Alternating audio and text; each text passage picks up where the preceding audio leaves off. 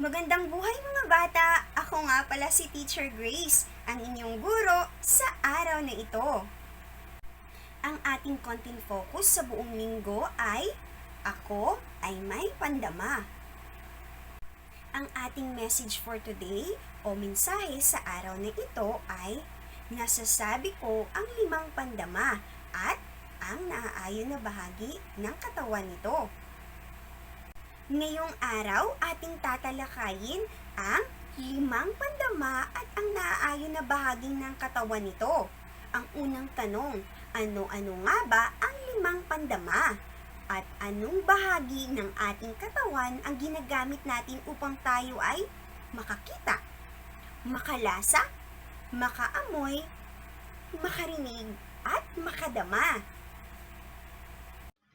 Ito naman ang mga bahagi ng katawan at ang mga kaugnay na pandama. Ang una ay ang mata. Ito ay bahagi ng ating katawan na makikita sa ating muka at ginagamit natin ito upang tayo ay makakita. Ang pangalawa, ang ilong. Ito ay bahagi din ng ating katawan na makikita din sa ating muka at ginagamit natin ito upang tayo ay makaamoy. Ang pangatlo, ang ating taenga. Ito ay bahagi din ng ating katawan na makikita sa ating ulo na ginagamit natin upang tayo ay makarinig ng iba't ibang tunog sa ating paligid. Pang-apat, ang ating dila. Ito ay bahagi ng ating katawan na makikita natin sa loob ng ating bibig. Ginagamit natin ito upang malaman natin ang lasa ng mga pagkain na ating kinakain. Panglima, ang ating kamay. Ito ay bahagi din ng ating katawan na ginagamit natin upang tayo ay makadama ng iba't ibang texture o pagkakayari ng mga bagay sa ating paligid. Ngayong araw, ang una nating pandama na ating pag-aaralan ay panlasa. Ang bahagi ng katawan ay ang ating dila. Ang dila, ito ay bahagi ng ating katawan na makikita sa loob ng ating mga bibig. Ginagamit natin ito upang malaman natin ang lasa ng mga pagkain na ating kinakain. Tingnan ang nasa larawan mga bata. Ito ang iba't ibang taste buds natin. Kung makikita natin sa una yung kulay, tsokolate o brown, ang dulo ng dila natin ay karaniwang mabilis na makapaglasa ng matamis. Yung pangalawang larawan naman, yung kulay gray, ay yung gilid ng ating dila ay nakakalasa naman ng maalat. Mas mabilis niyang malasahan. Yung sumunod naman na kulay dilaw, yung gilid mula sa gitna patungo sa likod ng ating dila ay karaniwang higit nakakalasa ng maasim. At ang pang-apat ay ang dulo ng ating dila malapit sa ating ngalangala ay karaniwang higit na nakakalasa ng mapait na lasa. At yung pinakahuli o ang ating buong dila ay umami. Ang ibig sabihin ng umami ay kombinasyon ng matamis, maalat, maasim at mapait ay nakakalasa ang ating buong dila hanggang gitna. O ngayon mga bata, tandaan, ang dulo ng dila karaniwang nakakalasa ng matamis. Ang gilid ng dila mula sa harapan ay karaniwang nakakalasa ng maalat. Ang gilid ng ating dila mula sa gitna patungo sa likod ay karaniwang higit na nakakalasa ng maasim. At ang pinakahuli, ang dulong bahagi ng ating dila malapit sa ating ngalangala ay karaniwang nakakalasa ng mapait. Ang ating dila, ang pandama ng panlasa ay karaniwang masasabi sa Ingles na sense of taste. Ang dila ay nakakalasa ng iba't ibang lasa tulad ng tamis, alat, asim at pait. Ang apat na lasang ito ay ating pag-aaralan sa araw na ito. Ito naman ang mga karaniwang larawan ng mga pagkain na malalasahan nating matamis, tulad ng ice cream, donut, candy, at cake. Gayun din ang mga tsokolate at juice. Ito ay karaniwang mga pagkaing matatamis. Ito naman ang mga larawan ng mga pagkain na karaniwang maalat o salty tulad ng patis at tuyo.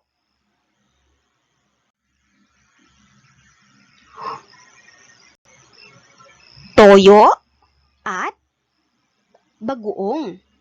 Ito ang mga karaniwang pagkain na maaalat. Ito naman ang mga karaniwang larawan ng pagkain na masasabi nating maasim, tulad ng suka, manggang hilaw, sampalok, at kalamansi. Ito ay mga halimbawa lamang ng mga pagkain na karaniwang maasim. Ito naman ang mga larawan ng mga pagkain na karaniwang mapait tulad ng kape, ampalaya, at ang pinakahuli ay ang gamot. Ito ang mga larawan ng mga pagkain na karaniwang mapait. Tandaan mga bata, ang dila ay bahagi ng ating katawan. Ito ay isa din sa pinakamahalagang bahagi ng ating katawan. Dahil sa dila, nalalasahan natin ang ating pagkain at inumin. Kaya dapat natin itong alagaan at ingatan. Ito naman ang pangalawang pandama na ating pag-aaralan sa araw na ito, ang pandinig. At ang bahagi ng katawan ay taenga. Ang taenga, ito ay bahagi ng ating katawan na makikita sa ating ulo na ginagamit natin upang tayo ay makarinig ng iba't ibang tunog sa ating paligid. Taenga.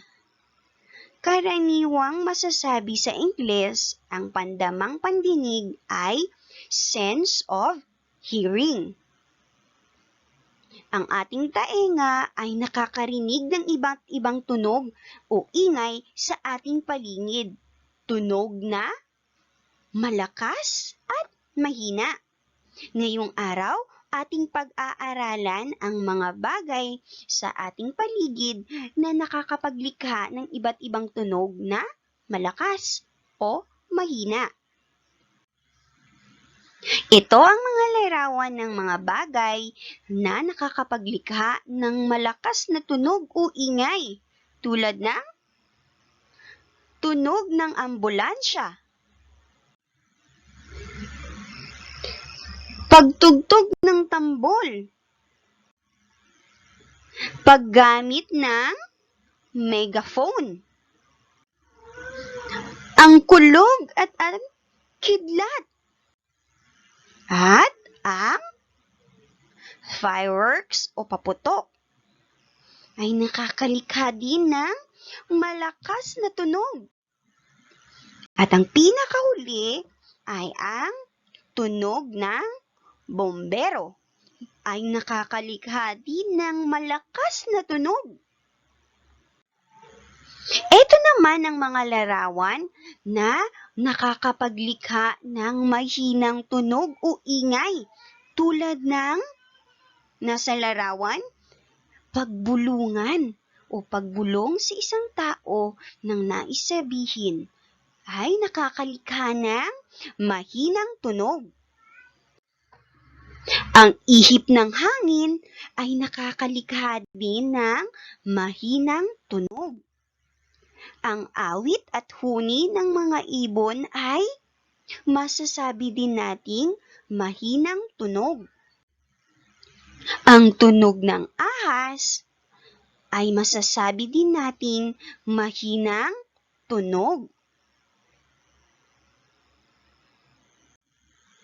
Tandaan mga bata, ang ating taenga ay bahagi ng ating katawan at ito ay isa sa pinakamahalagang bahagi ng ating katawan.